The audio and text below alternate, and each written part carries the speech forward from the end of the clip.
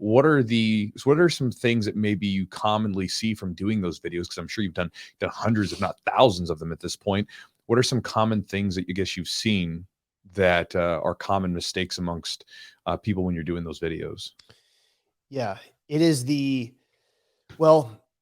reliance. The reliance on tools is very common. When you don't know what to do, you always revert back to the old taser, right?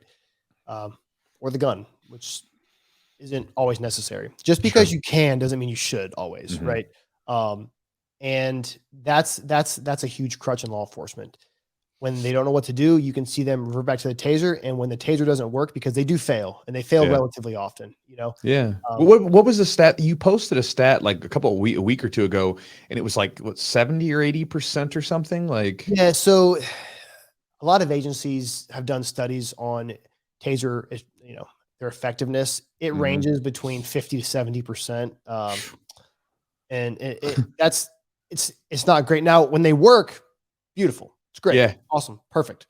When they don't work, you can see that, oh shit moment. Yep. And you can see it in their eyes because there's like a hesitation, and that hesitation can be very dangerous because they could potentially, and into the environment of policing is, I don't want to be on the news. I don't want to have to use my gun if I have, you know, if the situation comes to it. So they're over reliant on the taser, and they kind of forget, or they're scared, or they just don't train enough to where they understand that, hey, I need to still worry about officer safety. Right. So yeah, taser reliance is a huge crutch.